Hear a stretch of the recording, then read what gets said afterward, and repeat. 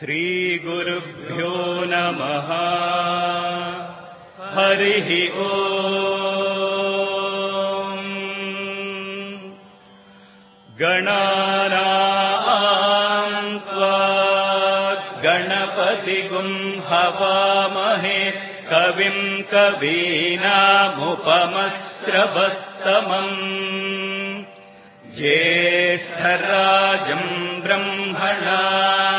బ్రహ్మణస్పత ఆన శృణ్వన్నోతిభిः సేదసాదనం.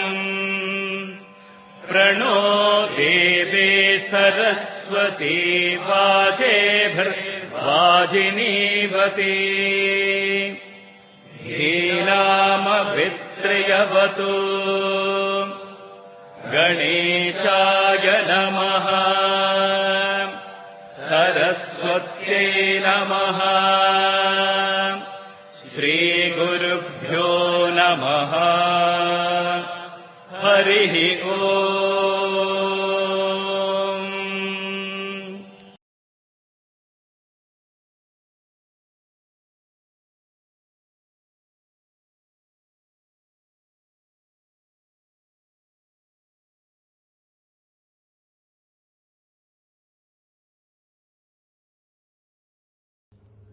దివ్య ప్రేమ స్వరూపులారా,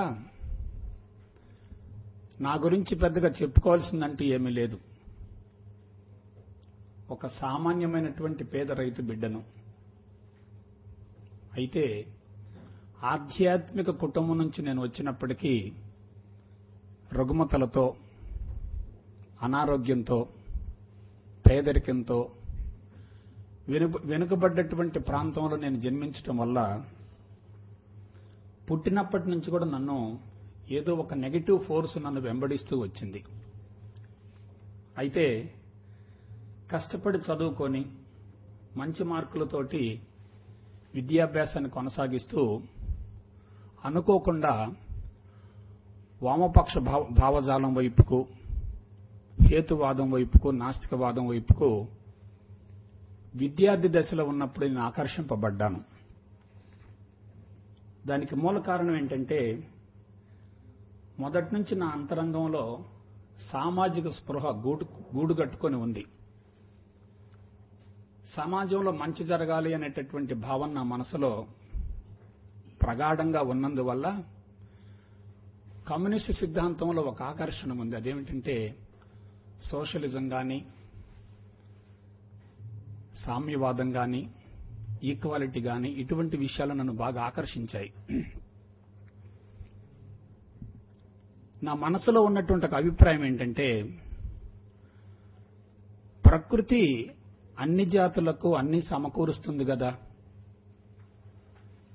ప్రకృతి భూమి మీద నివసించేటటువంటి సమస్త ప్రాణికోటికి సరిపడా సంపదను అందిస్తుంది కదా,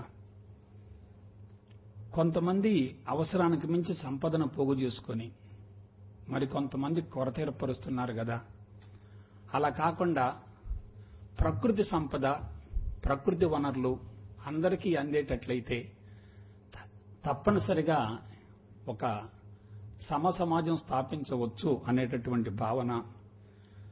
భగవంతుడి గురించి అతిగా అనవసరంగా ఆలోచించినందువల్ల ప్రయోజనం ఏమిటి, సమాజాన్ని విస్మరించి. కాబట్టి సమాజానికి పట్టుకొమ్మలైనటువంటి కమ్యూనిస్టులంతా కూడా ఒక సోషలిస్ట్ జీవితాన్ని ప్రపంచానికి అందించాలి అనేటటువంటి భావంతో వాళ్ళు చేసినటువంటి కృషికి నేను ప్రోత్సాహం ఇస్తూ వచ్చాను, ఆ రంగంలో దిగాను. అయితే ఆ రంగంలోకి దిగి దాని గురించి లోతుగా అధ్యయనం చేస్తూ ఉంటే అందులో నాకు రెండు ప్రగాఢమైనటువంటి అంశాలు దోహదమయ్యాయి. అదేమిటంటే వర్గ పోరాటం, నెగటివ్ థింకింగ్. ఒక వర్గం పూర్తిగా పతనం అవ్వాలి, ఆ వర్గం లేకపోతేనే మిగతా వాళ్ళకి న్యాయం జరుగుతుంది అనేటటువంటి భావన. ఆ వర్గం పట్ల వ్యతిరేకత పెంచుకోవటం ద్వారా మన అంతరంగంలో కూడా వ్యతిరేకత ఏర్పడి ఒక రకంగా రక్తపోటును పెంచేటటువంటి విధానం అందులో ఉంది. అది పరిష్కారం కాదని చెప్పి నా మనసులో ఒక భావన ఏర్పడుతూ వచ్చింది. ఇది విమర్శ కాదు మిత్రులారా, ఉన్న విషయం చెప్తున్నాను.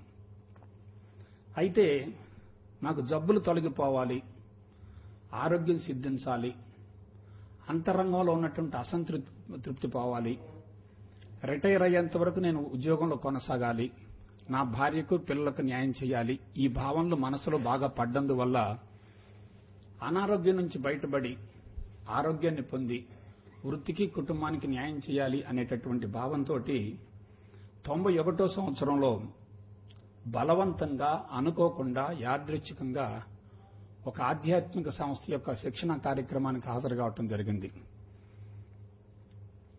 ఎందుకు నేను దానికి హాజరయ్యానంటే ఆత్మ, పరమాత్మ, భూతాత్మ, ప్రేతాత్మ వీటి గురించి నేను ఆలోచించలేదు. కానీ నాకు ఆరోగ్యం కావాలి, వృత్తికి న్యాయం జరగాలి, కుటుంబం సక్రంగా నడవాలి, ఇంతకు మించి నాకు ఎటువంటి ప్రత్యేకమైన కోరికలు లేవు అనేటటువంటి భావంతో ప్రవేశించిన తర్వాత నాకు ఆధ్యాత్మికతను గురించి శిక్షణ కాలంలో పెద్దగా అర్థం కాలేదు. కానీ ఒక విషయం మాత్రం అవగాహన అయింది. అదేమిటంటే భారతదేశపు సనాతన ఋషి సాంప్రదాయం చాలా గొప్పది. దాన్ని 38వ సంవత్సరం వరకు తెలుసుకోకపోవటం నా దురదృష్టం. ఇంకొకసారి చెప్తున్నాను, భారతదేశపు ఋషి సాంప్రదాయం ఎంతో విశిష్టమైనది, ఉన్నతమైనది, మహోన్నతమైనది. దురదృష్టవశాత్తు 38వ సంవత్సరం వరకు సిద్ధాంతాలు ఇరుక్కొని పోయి స్వేచ్ఛను పొందలేక వర్గ పోరాటంలో ఉండి జీవితంలో చాలా విలువైనటువంటి జీవిత కాలాన్ని కోల్పోయాననేటటువంటి భావన కలిగింది. ఇంకొక కాన్సెప్ట్ నాకు తెలిసింది. అదేమిటంటే వ్యక్తి సమస్యలకు, కుటుంబ సమస్యలకు, ప్రపంచ సమస్యలకు, ప్రకృతి సమస్యలకు, వ్యక్తి సమస్యలకు, కుటుంబ సమస్యలకు, సామాజిక సమస్యలకు, ప్రపంచ సమస్యలకు, ప్రకృతి సమస్యలకు అన్నింటికీ సమూల శాశ్వత పరిష్కారం ఒక స్పిరిచువాలిటీలోనే ఉంది. Spirituality is the only thing that can destroy the misery of the entire world. మీరు ఏ సమస్యను తీసుకోండి, దానికి సమూల శాశ్వత పరిష్కారం ఒక ఆధ్యాత్మిక మార్గంలో ఉంది, వేరే ప్రత్యామ్నాయం లేదు అని చెప్పి నాకు మనసులో బాగా పడిపోయిన తర్వాత ఈ కమ్యూనిస్ట్ సిద్ధాంతాన్ని పక్కన పెట్టి ఆధ్యాత్మిక పిచ్చిలో పడ్డాను. పడి విపరీతంగా పుస్తకాలు చదవటం, ప్రవచనాలు వినటం, ఎక్కడ ఏ కార్యక్రమం జరిగినా సరే హాజరవుతూ ఉండటం. అంతకుముందు బొట్టు పెట్టుకునేవాడిని కాదు, గుడికి వెళ్ళేవాడిని కాదు, నమస్కారాలు పెట్టేవాడిని కాదు, బాబాలు స్వామీజీలంటే బాగా వ్యతిరేకిస్తూ ఉండేవాడిని. మా నాన్నగారు గురూజీగా ఉండి కొన్ని కార్యక్రమాలు చేస్తూ ఉంటే వ్యతిరేకిస్తూ ఉండేవాడిని. మా ఇంటికి కొంతమంది బాబాలు వస్తే వాళ్ళకి నమస్కారం పెట్టవలసి వస్తుందనేటటువంటి భావంతో తప్పించుకుని బయటికి వెళ్ళిపోయేవాడిని. అయితే పరమహంస యోగానంద, అభేదానంద, స్వామి వివేకానంద, రామకృష్ణ పరమహంస ఇటువంటి వాళ్ళ యొక్క జీవిత చరిత్రలు, వాళ్ళ అనుభవాలు మొత్తం చదివిన తర్వాత, విన్న తర్వాత, తెలుసుకున్న తర్వాత నా గురించి నాకు అవగాహన కలిగింది. అదేమిటంటే నాకు భయంకరమైనటువంటి రుగ్మతలు సంభవించడానికి మూల కారణం భగవంతుడు కాదు. నాలో ఉన్నటువంటి క్రానిక్ డిసీజెస్కి మూల కారణం నాలోనే ఉంది. అదేమిటంటే జీన్స్ యొక్క లోపం కావచ్చు, డిఎన్ఏ లోపం కావచ్చు, ఆర్ఎన్ఏ లోపం కావచ్చు, క్రోమోజోమ్స్ లోపం కావచ్చు. మా తల్లిదండ్రి నాకు అందించినటువంటి విత్తనంలో ఉన్నటువంటి బలహీనత వల్ల నాకు జబ్బులు సంక్రమించాయి. కాబట్టి వాటిని తొలగించుకునే మార్గం ఏమిటి అనే దాని మీద అన్వేషణ చేస్తూ వచ్చాను. స్వామి అభేదానంద వారు ఒక మాట చెప్పారు. నన్ను బాగా ఆకట్టుకున్నటువంటి మహానుభావుడు స్వామి అభేదానంద, రామకృష్ణ పరమహంస యొక్క శిష్య పరమాణు. వెలుగులోకి రాలేదు కానీ చాలా అద్భుతమైన వ్యక్తి. ఆయన ఆధ్యాత్మిక గురించి ఒక మాట చెప్పాడు. Don't believe anything blindly. Don't believe anything blindly, however great he may be, unless and until you experience your own self, then only it becomes truth అన్నాడు. ఎవరు చెప్పినా, ఎంత గొప్ప వ్యక్తి చెప్పినా, ఏ విషయం చెప్పినా గుడ్డిగా నమ్మకూడదు. గుడ్డిగా నమ్మటం అనేది తమోగుణం, బానిసత్వం. ఒక రకంగా చెప్పాలంటే జీవితాన్ని తొందరపడి తాకట్టు పెట్టడమే. హేతుబద్ధంగా, శాస్త్రయుక్తంగా విశ్లేషించుకున్నప్పుడు అది నీకు అనుభవంలోకి వస్తుంది. అనుభవంలోకి వచ్చేంత వరకు ఊహగా మిగులుతుంది. అనుభవంలోకి వస్తే మాత్రం సత్యం అవుతుంది. అదే ఆధ్యాత్మికతలో ఉన్నటువంటి కీలకమైన అంశం. అప్పుడు నేను విశ్లేషించుకుంటూ పోతే నా జీన్స్లో లోపం ఉంది.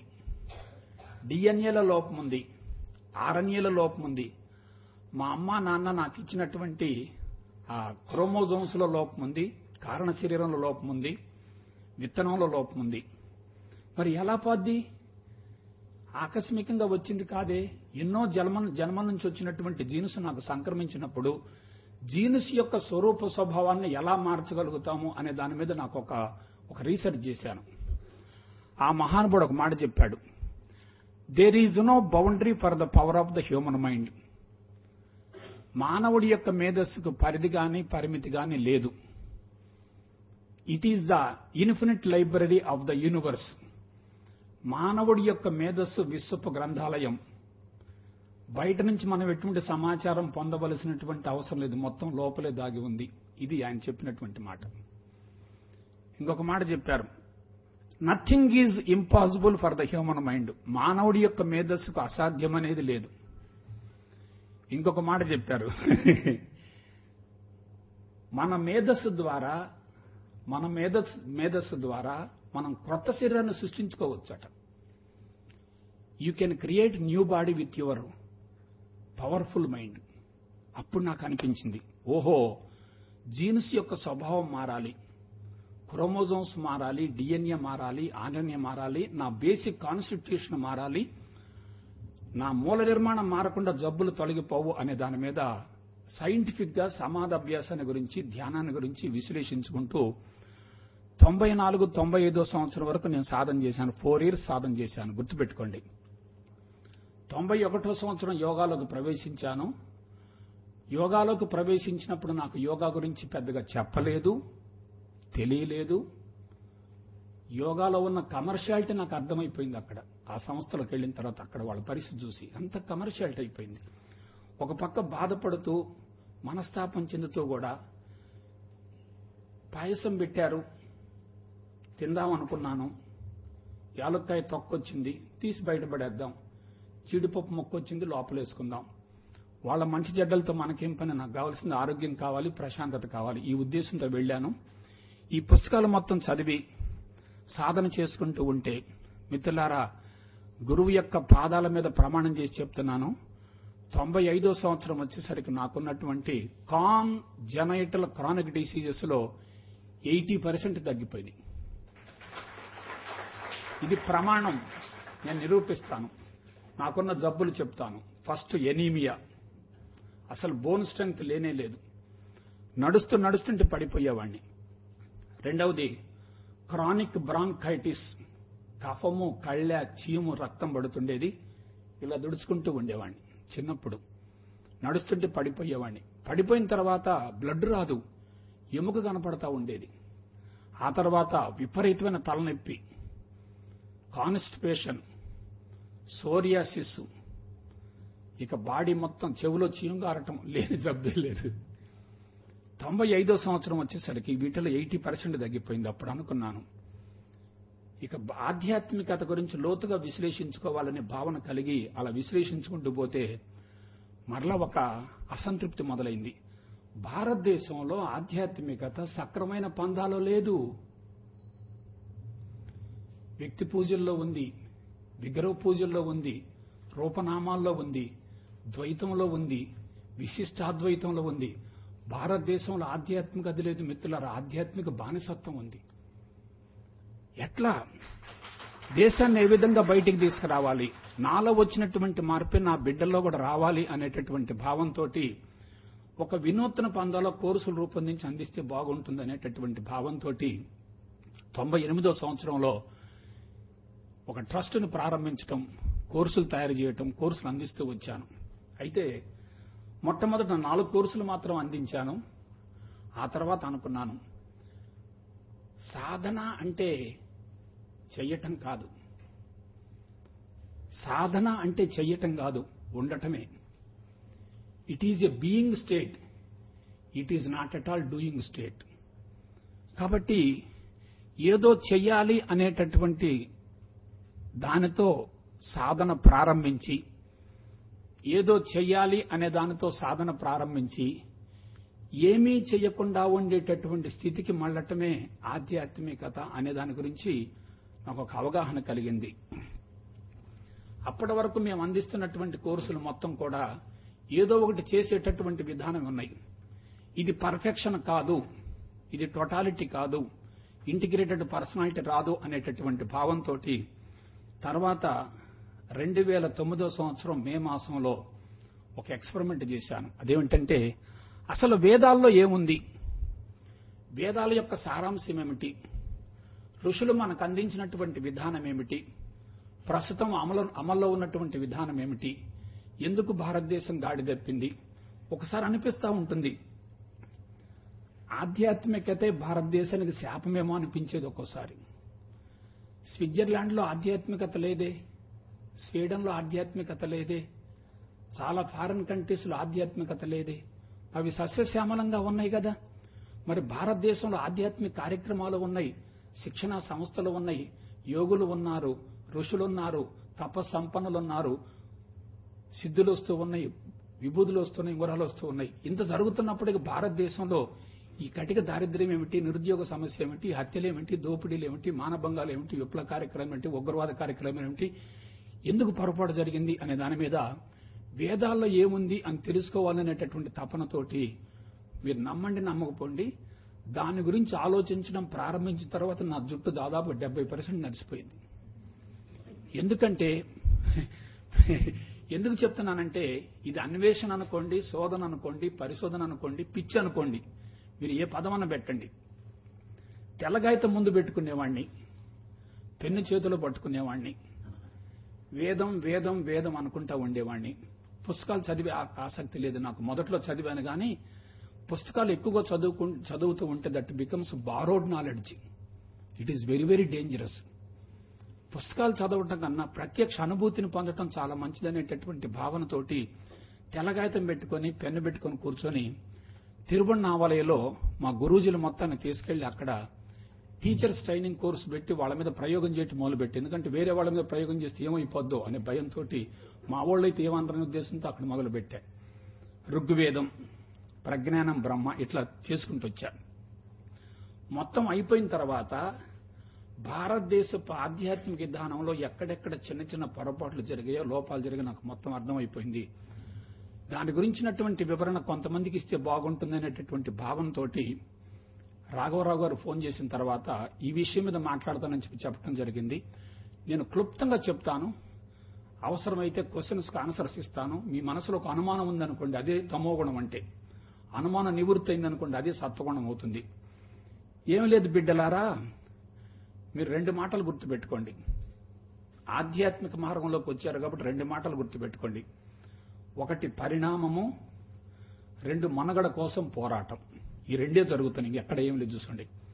పరిణామం అంటే విశ్వంలో ఉన్నటువంటి పదార్థంలో కానీ జీవుల్లో కానీ నిరంతరం మార్పులు జరుగుతూ ఉంటాయి. అలా జీవుల్లో కానీ నిర్జీవుల్లో కానీ నిరంతరం జరిగేటటువంటి మార్పుల క్రమాన్ని ఇవల్యూషన్ అంటారు. అదే జీవుల్లో జరిగిందనుకోండి, that becomes descent with modification అంటారు.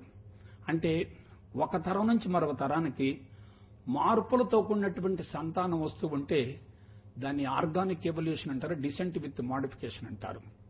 ఇక రెండవది జాగ్రత్తగా విశ్లేషించుకోండి. నిర్జీవుల నుంచి జీవులు ఆవిర్భవించిన తర్వాత, నిర్జీవుల నుండి జీవులు ఆవిర్భవించిన తర్వాత వాటిల్లో ఎప్పుడు జరుగుతున్నది మనుగడ కోసం పోరాటమే. ఇప్పుడు మానవుల్లో జరిగేది కూడా అదే. ఒకప్పుడేమో విజాతి పోరాటం జరిగింది, ఇప్పుడేమో సజాతి పోరాటం జరుగుతుంది. చూసుకోండి, ఈ మనుగడ కోసం జరిగేటటువంటి పోరాటంలో ప్రకృతి ఏం చేస్తుందంటే బలమైనటువంటి వాటిని ఎంపిక చేస్తుంది, బలహీనమైనటువంటివి చనిపోతూ ఉంటాయి. అత్యుత్పత్తి జరుగుతుంది, ఓవర్ ప్రొడక్షన్ జరుగుతుంది. ఎంత ఓవర్ ప్రొడక్షన్ జరిగినప్పటికీ ఏ జాతి ఎంత ఉండాలో, ఎంతుంటే ప్రకృతికి సరిపోతుందో అంత మాత్రం మిగులుతుంది, మిగతా జాతి మొత్తం నశించిపోతుంది. ఇదే స్ట్రగుల్ ఫర్ ఎగ్జిస్టెన్స్ అంటారు, నేచురల్ సెలక్షన్ అంటారు. డార్విన్ సిద్ధాంతం చెప్పింది కూడా ఇదే. ఇది ప్రూవ్తో కూడింది కాబట్టి దీన్ని మనం కాదంటానికి అవకాశమే లేదు. అయితే ఆ పరిణామ క్రమంలో మనుగడ కోసం జరిగేటటువంటి పోరాటంలో, ఆ పరిణామ క్రమంలో మనుగడ కోసం జరిగేటటువంటి పోరాటంలో ఏ జీవైనా ఏం కోరుకుంటుంది? ఎక్కువ కాలం జీవించాలి, ప్రశాంతంగా జీవించాలి, ఆరోగ్యంగా జీవించాలి. ఎందుకంటే ఏమో కోరుకోదు. ఎక్కువ కాలం జీవించాలి, ఆరోగ్యంగా జీవించాలి, ప్రశాంతంగా జీవించాలి. ఎందుకంటే మనం మాత్రం కోరుకునేది ఏముంది? ఆలోచించండి ఒకసారి. ఇలా ఎక్కువ కాలం ప్రశాంతంగా ఆరోగ్యంగా జీవించాలంటే మానవ జాతి ఉద్భవించిన తర్వాత మానవులలో కొంతమందిలో వచ్చినటువంటి ఆలోచనకు అనుగుణంగా ఒంటరి జీవితానికి స్వస్తి పలికి సమిష్టి జీవితానికి, సంఘ జీవితానికి నాంది పలకటం జరిగింది. అది మనుగడ కోసం పోరాటంలో ఒక భాగమే. ఎలాగంటే ఒంటరిగా ఉన్నారనుకోండి, ఇద్దరో ముగ్గురో, ఒక మాంసాహార జంతువు వస్తే దాన్ని ఎదుర్కోవటం సాధ్యం కాదు కదా. చెట్టు తొర్రల్లోనో కొండ గుహల్లో కూర్చొని ఒక 10 మంది 20 మందో బాణాలు గాని లేకపోతే రాళ్లు గాని రప్పలు గాని తీసుకుంటే వాటి నుంచి రక్షింపబడొచ్చు అనేటటువంటి భావంతో ఒంటరి జీవితానికి స్వస్తి పలికి సమిష్టి జీవితానికి, సాంఘిక జీవితానికి నాంది పలికినటువంటి పవిత్రమైన గడ్డ మన భారతదేశమే. అయితే ఈ సమిష్టి జీవితం ఏర్పడిన తర్వాత అందరూ ఒకే చోట ఉంటున్నప్పుడు తప్పనిసరిగా క్రమశిక్షణ కొన్ని ఇబ్బందులు వస్తూ ఉంటాయి. మరి సెక్స్ పరమైనటువంటి విషయాల్లో కొంత దుర్వినియోగం జరుగుతూ ఉంటుంది. అందుకని ఒక స్త్రీని ఒక పురుషుణ్ణి కలిపి ఒక కుటుంబాన్ని ఏర్పాటు చేసి సంసార జీవితం అని ఒక పేరు పెట్టేటట్లయితే ఈ కుటుంబ వ్యవస్థ సక్రమంగా నడుస్తుంది. మానవులు సమిష్టిగా ఉన్నప్పటికీ, సంఘ జీవితంలో ఉన్నప్పటికీ ప్రశాంతంగా జీవించగలుగుతారనేటటువంటి కొంతమంది యొక్క ఆలోచన విధానానికి అనుగుణంగా ఒంటరి జీవితం నుంచి మానవుడు సమిష్టి జీవితానికి వచ్చి పడ్డాడు. అలా వచ్చి పడ్డ తర్వాత కొన్ని వేల సంవత్సరాల వరకు సమిష్టి జీవితంలో మానవుడికి ఎటువంటి ఇబ్బంది రాలేదు. అంతకుముందు ఎలా జీవించాడు? సమిష్టి జీవితం రాకముందు ప్రకృతి నుండి వచ్చాడు, ప్రకృతికి అనుగుణంగా జీవిస్తున్నాడు, ప్రకృతికి అనుగుణంగా ఆలోచిస్తున్నాడు, ప్రకృతిలో లభించినటువంటి పదార్థం తింటున్నాడు, చివరికి ప్రకృతి ఒడిలోనే జీవితాన్ని ముగిస్తున్నాడు. He is totally according with nature. నేను ప్రకృతిలో ఒక భాగం అనేటటువంటి భావంతో జీవించినందువల్ల 120 సంవత్సరాలు జీవించాడు, ఆరోగ్యంగా జీవించాడు, సంపూర్ణ స్వేచ్ఛను అనుభవించాడు. అది అజ్ఞానం అనుకోండి, అమాయకత్వం అనుకోండి, అపరిపక్వత అనుకోండి, అలా జీవించాడు. అతని యొక్క ఆశయం నెరవేరుతూ వచ్చింది. ఎప్పుడైతే సంఘ జీవితం వచ్చిందో కొన్ని వేల సంవత్సరాల వరకు మానవుడికి ఎటువంటి ఇబ్బంది రాలేదు. ఎందుకు రాలేదంటే జనాభా పెరగలే, జనాభా తక్కువగా ఉంది, వనరులు పుష్కలంగా ఉన్నాయి. జనాభా తక్కువగా ఉన్నప్పుడు, వనరులు పుష్కలంగా ఉన్నప్పుడు పోటీ ఎందుకు ఉంటుంది? పోటీ లేదు కాబట్టి ఎటువంటి ఇబ్బంది లేదు. అలా కొనసాగుతూ వచ్చింది. ఆ తర్వాత ఏమైంది?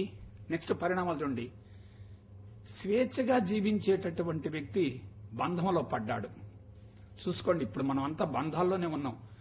మనం స్వతంత్రంగా ఎవరు జీవించే అవకాశం కూడా లేదు. ఇక్కడ కూర్చున్నా సరే మన ఇంటి గురించి, కుటుంబాన్ని గురించి, ఆర్థిక వ్యవహారాల గురించి ఆలోచిస్తున్నాం తప్ప మనం ఎక్కడ స్వేచ్ఛగా జీవించలేదు. స్వేచ్ఛగా జీవించేటటువంటి వ్యక్తి బంధంలో పడ్డాడు. రెండో పాయింట్, ప్రేమగా జీవించవలసినటువంటి మానవుడు మోహంలో పడ్డాడు. ప్రేమగా జీవించవలసినటువంటి మానవుడు మోహంలో పడ్డాడు. గుర్తుపెట్టుకోండి, భార్యాభర్తల మధ్య గాని, తండ్రి కొడుకుల మధ్య గాని, తల్లి కూతుళ్ల మధ్య గాని, అన్నదమ్ముల మధ్య గాని, అక్క చెల్లెల మధ్య గాని, బావబాముడి మధ్య గాని మోహం ఉంది తప్ప ప్రేమ లేదు. గుర్తుపెట్టుకోండి. ఆ తర్వాత విశ్వవ్యాప్త భావంతో ఆలోచించవలసినటువంటి వ్యక్తి సంకుచితంగా, స్వార్థంగా ఆలోచించడం మొదలుపెట్టాడు. నేను, నా భార్య, నా పిల్లలు, నా సంసారం, వాళ్ళ కోసం ఏదో చేసి పెట్టాలి, వాళ్ళు సుఖంగా జీవించాలనేటటువంటి భావన ఏర్పడింది. ప్రకృతికి అనుగుణంగా జీవించవలసినటువంటి వ్యక్తి ప్రకృతికి విరుద్ధంగా జీవిస్తూ, ప్రకృతి వనరులు పతనం చేస్తూ, దుర్వినియోగపరుస్తూ, ప్రకృతిని పూర్తిగా అమ్ముకుంటూ కొనుక్కోవటం మొదలుపెట్టాడు. బాపురే, ఎంత దారుణం ఆలోచించండి. కన్న తల్లి లాంటి ప్రకృతిని అమ్ముకోవటం, కొనుక్కోవటం జరిగితే ఆ మానవుణ్ణి ఎవరు క్షమిస్తారో ఆలోచించండి ఒకసారి. గజం 70,000 ఏమిటి, 80,000 ఏమిటి, 2 లక్షలు ఏమిటి ఆలోచించండి. మనం ఇక్కడ కూర్చొని ఒక 100 మంది కూర్చొని ఏదో కాసేపు కాలక్షేపం చేస్తున్నాం కానీ దాన్ని ఎవరు అరికట్టాలా? కాబట్టి ఆ ప్రకృతికి విరుద్ధంగా జీవించేటటువంటి విధానం మనసులోకి వచ్చేసరికి కొంతమంది ఆలోచించారు, ఇదే విధానం కొనసాగేటట్లయితే తప్పనిసరిగా మానవుడు భవిష్యత్తులో మూల్యం చెల్లించవలసి వస్తుంది అనేటటువంటి భావంతో బంధంలో ఉన్నటువంటి వ్యక్తిని స్వేచ్ఛ వైపుకు, మోహంలో జీవించేటటువంటి వ్యక్తిని ప్రేమ వైపుకు, సంకుచితంగా, స్వార్థంగా ఆలోచించేటటువంటి వ్యక్తిని విశ్వవ్యాప్త భావన వైపుకు, ప్రకృతికి విరుద్ధంగా జీవించేటటువంటి వ్యక్తిని ప్రకృతికి అనుగుణంగా జీవింపజేసే విధంగా వాళ్ళు మనకు అందించినటువంటి చక్కని మహోన్నత కళాత్మక జీవన విధానమే ఆధ్యాత్మికత. ఇటువంటి ఆధ్యాత్మికతకు నాంది పలికినటువంటి పవిత్రమైన గడ్డ మన భారతదేశం. సో ఇప్పుడు ఫస్ట్ పాయింట్ అయిపోయింది, ఆవిర్భావం అయిపోయింది. ఇక రెండో పాయింట్ చెప్తున్నాను. దీనికోసం వాళ్ళు ఏం చేశారు చూడండి. ఇంద్రియాల మొత్తాన్ని ఉపసంహరించుకొని, భారతదేశం ఎంత గొప్పదంటే భారతదేశంలో పవిత్ర, నిర్జన, నిర్మానుష్య, ఏకాంత స్థావరాలు కొన్ని వందల వేలు ఉన్నాయి. హిమాలయ పర్వతాలు గాని, నదీ పరివాహక ప్రాంతాలు గాని, కొండగుహలు గాని, సెలయేళ్లు గాని, ప్రకృతి పరమైనటువంటి వృక్ష సంపద గాని, ఇవన్నీ ఎలా ఉండేయంటే ఆ ప్రకృతుల గురించుంటే ప్రపంచం తెలిసేది కాదు.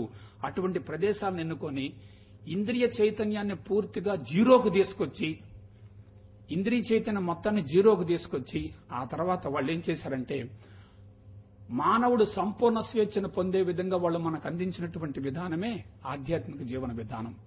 అలా అటువంటి విశిష్టమైనటువంటి జీవన విధానాన్ని ప్రపంచానికి కానుకగా అందించినటువంటి పవిత్రమైనటువంటి వ్యక్తులు ఎవరంటే ఋషులు. ఋషి అంటే ఋషి కాలను జయించిన వ్యక్తే ఋషి. ఋషి కాలంటే మనల్ని రెచ్చగొట్టేవి ఒక్కటే ఉన్నాయి, ఇంద్రియాలు. చూసుకోండి కావాలంటే. మీరు ఇప్పుడు నన్ను చూస్తున్నారు, నేను చెప్పేటటువంటి మాటలో ఏమాత్రం కొంచెం అన్పార్లమెంటరీ వర్డ్ రాగానే మీ మనసంతా కూడా ఒక్కసారిగా ఉద్రేకపడుతుంది. నేను కొంచెం బాధపడుతూ చెప్పాననుకోండి మీ కళ్ళమ్మ నీళ్లు వస్తాయి. నేను కొంచెం ఆవేశంగా చెప్పాననుకోండి మీకు కొంచెం ఒక రకంగా విప్లవ భావాలు వస్తూ ఉంటాయి. కాబట్టి ఇవన్నీ కూడా ఇంద్రియ చైతన్యం చాలా ప్రమాదకరమైంది.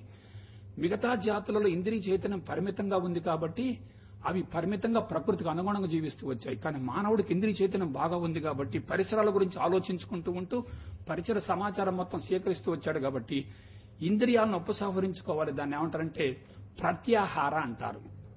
ఉపసంహరించుకొని లోతైనటువంటి మౌనంలో ఉండి దశాబ్దాల తరబడి, ఈ ఒక్క మాట గుర్తుపెట్టుకోండి, నిర్జన, నిర్మానుష్య, ఏకాంత, ప్రశాంత, పవిత్ర ప్రదేశాలను ఎన్నుకొని దశాబ్దాల తరబడి పూర్తి మౌనంలో ఉండి వాళ్ళు ఏం చేశారు, కనిపించేటటువంటి స్థూల జగత్తు ఏమిటి, వెనుక ఉన్నటువంటిదేమిటి అనే దాని గురించి వాళ్ళు కొన్ని ప్రశ్నలకు సమాధానం కనుక్కున్నారు. ఆ ప్రశ్నలు మొత్తం 5. మొట్టమొదటి ప్రశ్న, నేను ఎవరు? నేను ఎవరు? నేను ఎక్కడి నుంచి వచ్చాను? ఈ చరాచర జగత్తు ఎక్కడి నుంచి వచ్చింది? తిరిగి మరలా దేనిలోకి లయమైపోతుంది? మానవ జీవితానికి అర్థం, పరమార్థం ఏమిటి? ఇటువంటి విషయాల గురించి వాళ్ళు లోతుగా పరిశోధన చేసి మనకు అందించినటువంటి చక్కని విధానమే ఆధ్యాత్మిక మార్గం. అయితే ఏమైందో చూడండి. వాళ్ళు కనుగొన్న తర్వాత ప్రకృతిలో కూర్చొని కొంతమంది శిష్యగణాన్ని పోగు చేసుకొని కనిపించేటటువంటి ప్రకృతిని, నడిపించేటటువంటి శుద్ధ చైతన్యాన్ని, కనిపించేటటువంటి ప్రకృతిని అధేయం అనుకోండి, నడిపించేటటువంటి ఆ సపోర్ట్ని ఆధారం అనుకోండి. ఆధారము అధేయము. కనిపించేటటువంటి ప్రకృతిని, నడిపించేటటువంటి ఆ యొక్క శుద్ధ చైతన్యం గురించి అనర్గళంగా, యాదృశ్చికంగా, సునాయాసంగా, ఉన్నదాన్ని ఉన్నట్లుగా పెంచకుండా, తగ్గించకుండా, వక్రీకరించకుండా, మార్చకుండా అద్భుతంగా చెబుతూ ఉంటే ఎదురుగున్నటువంటి శిష్యులంతా కూడా ఏకసంతాగ్రాహులుగా ఉండి వాటిని నేర్చుకునేవాళ్ళు. ఆ విధంగా గురువు నుండి శిష్యుడికు అనుసృతంగా అందించబడింది కాబట్టి వాటిని శృతులు అన్నారు.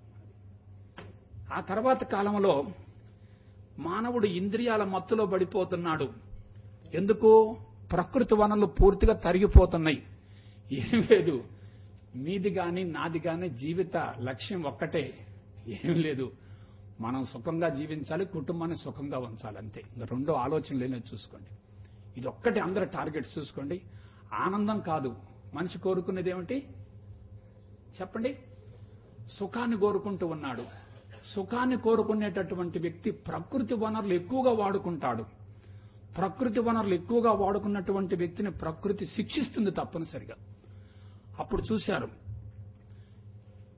ఇంద్రియ లోలుడైపోతున్నాడు, భౌతికవాదం మత్తులో పడిపోతున్నాడు, ప్రపంచం ఎంతో కొంతమేరకు పతనం అవుతుంది, దీన్ని గ్రహించటం లేదు అనేటటువంటి భావంతో వేదవ్యాస మహర్షి ఆ మంత్రాల మొత్తాన్ని కూడా క్రోడీకరించి సంకలనం చేసి ఒక పుస్తకం రూపంలో మనకు అందించాడు.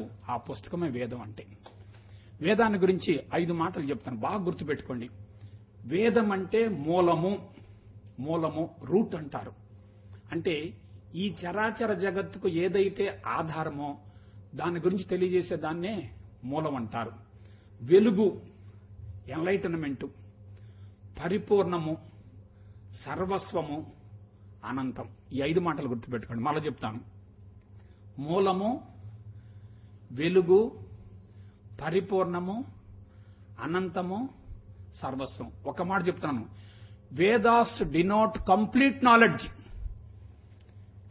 వేదాల గురించి కనుక మీరు తెలుసుకుంటే ఈ ప్రపంచంలో, ఈ విశ్వంలో మీరు మరొక దాని గురించి తెలుసుకోవలసినటువంటి అవసరం లేదు. That is the greatness of Vedas.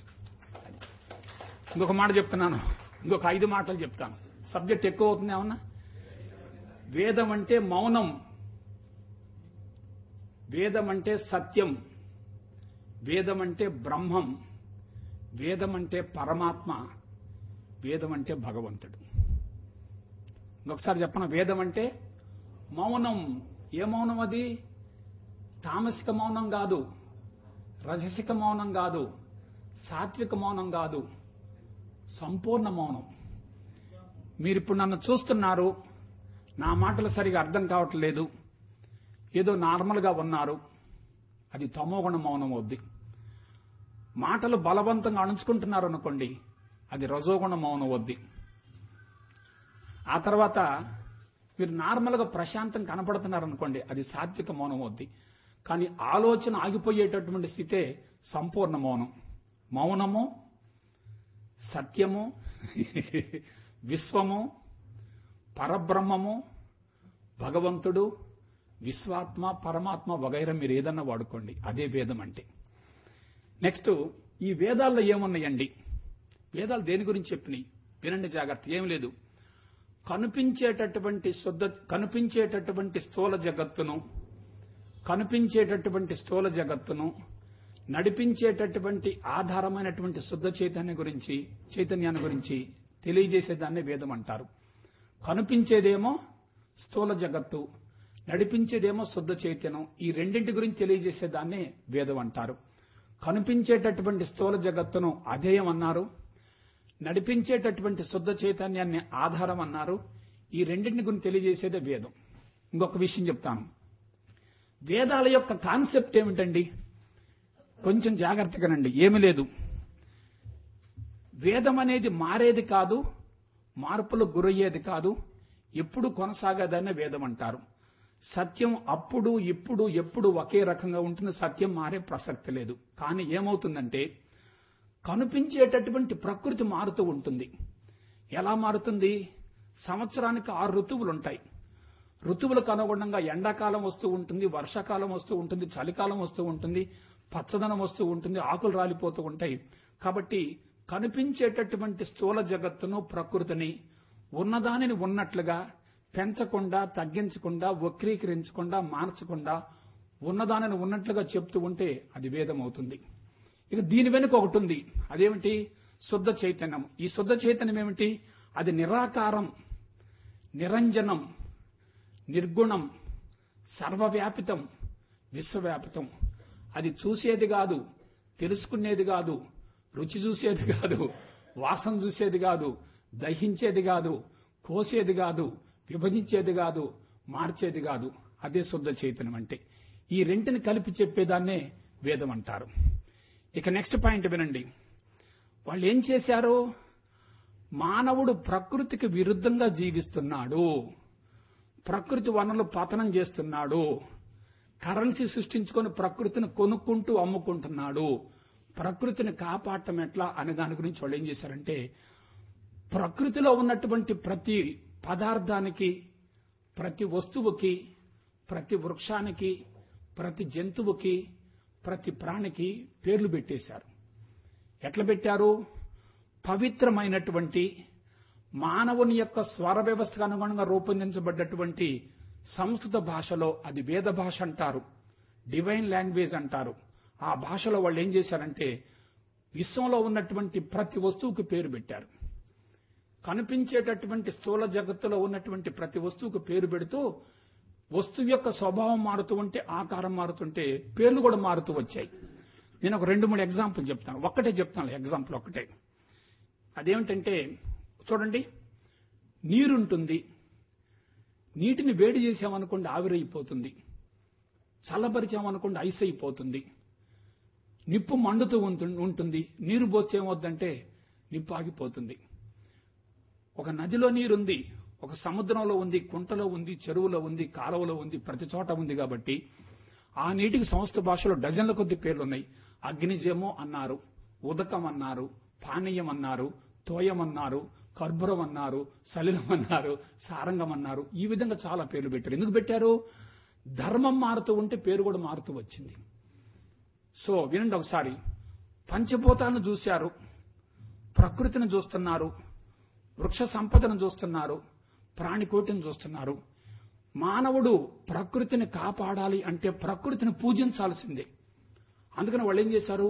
భూమిని దేవత అన్నారు, నీటిని దేవుడు అన్నారు.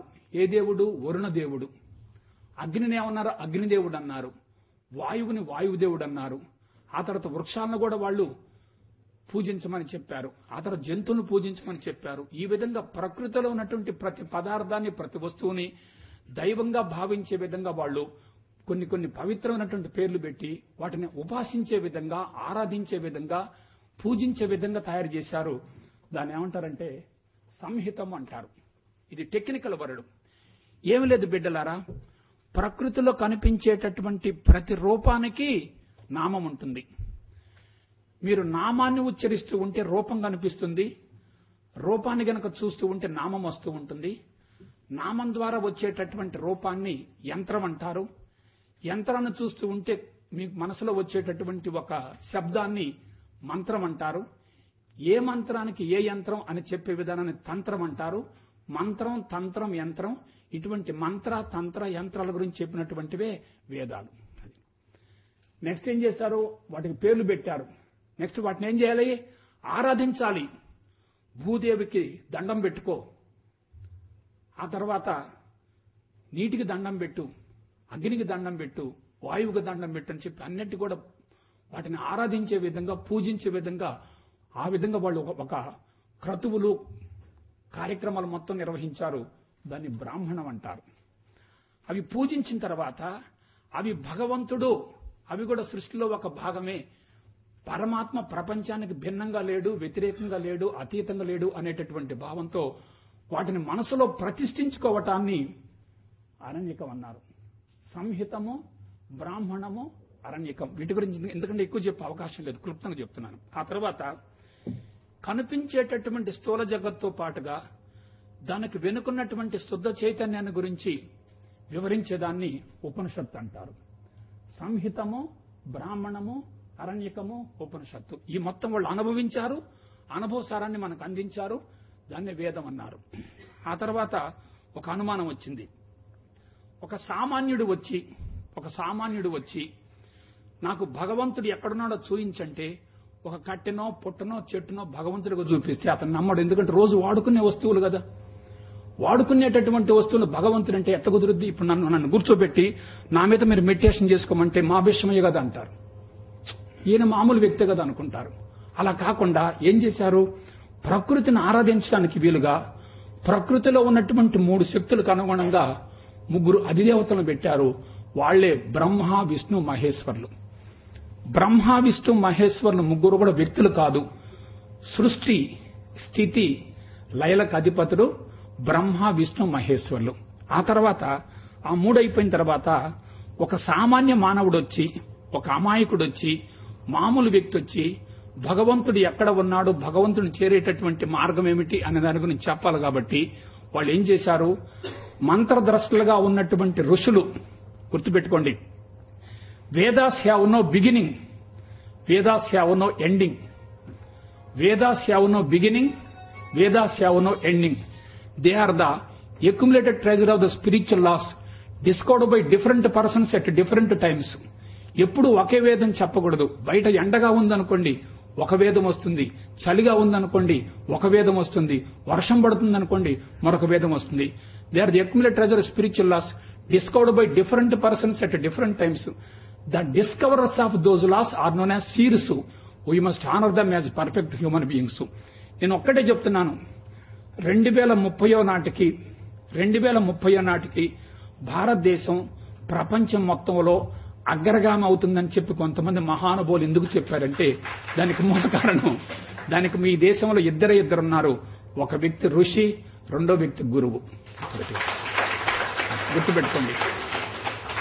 ఈ ఇద్దరు వ్యక్తులు ప్రపంచంలో ఎక్కడన్నా ఉన్నారా? లేరు.